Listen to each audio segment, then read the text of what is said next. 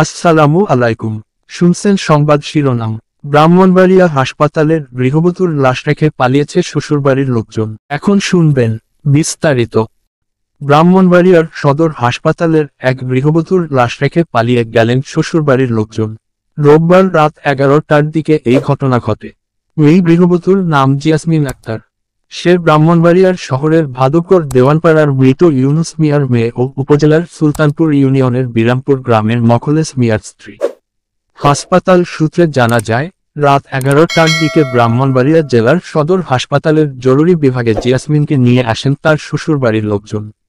মুমূর্ষু অবস্থায় আনার পরে তাকে ইসিজি করা হয়।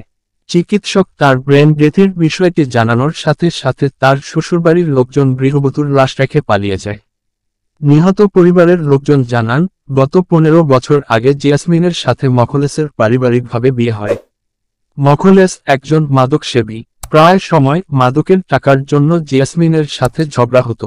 এসব নিয়ে স্বামী স্ত্রীর বনিবনা ভালো ছিল না। এসব নিয়ে জিয়াসমিন স্বামীর সাথে অভিমান করে কেরি ট্যাবলেট খেয়ে আত্মহত্যা করেন। সদর মডেল থানা ভারপ্রাপ্ত কর্মকর্তা মুজাফফর হোসেন ঘটনার সত্যতা নিশ্চিত করে জানান, কেরি ট্যাবলেট খেয়ে গৃহবধূ আত্মহত্যা করেছেন। গৃহবধূর মৃত্যুর সংবাদ শুনে রোগীর সাথে আসা আত্মীয় স্বজনরা দ্রুত পালিয়ে যায়। লাশ হাসপাতালের মর্গে রাখা হয়েছে। কাঠমিস্ত্রি কাম করে, হ্যাঁ পাশে সব কাম করে, জিনাফা ওন হ্যাঁ নিশা হ্যাঁ ওন হার হেরা তো টিয়া পয়সা নাই, উড়িয়ে করে টিয়া পয়সা নিয়ে দিত বাইক থেকে। আমার বাড়িতে টিয়া পয়সা নিয়ে দিত, এই টিয়া পয়সা আনতে আনতে আনতে আনতে আমার নননের থেকে 4 লাখ টিয়া আমি আনিয়ে দিছি স্ট্যাম্প দিয়া। ও না এই উড়িয়ে আমার বোনটা ফিরতেছে মুড়াইতেছে টিয়া পয়সা আনিয়ে দিবার লিগে। আমার বোন আনিয়া দেয় না দিকা এ দরজা লাগায় ফিরটা মুড়াইয়া ওষুধ খাওয়াই আমার বোনটা মারা লাগছে। আর কত আনিয়া তুমি বোনেতে টিয়া পয়সা হেরে এর বাড়ি ঘরে মানুষ সবাই জানে আমি জানে বাইক থেকে টিয়া পয়সা আনিয়া দিই, সবাই সাক্ষী দিব।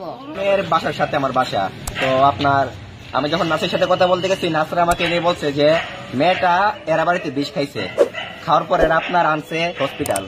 আনার পরে আপনার 10-15 মিনিটের মাত্র মেয়েটা মারা গেছে। সাথে সাথে মেয়ের বাড়ি মানে মেয়ের শ্বশুর বাড়ির যতগুলো মানুষ ছিল সবাই মেয়েটা রাইখা পালাই গেছে। আমাকে এটা নার্স বলছে এখান থেকে।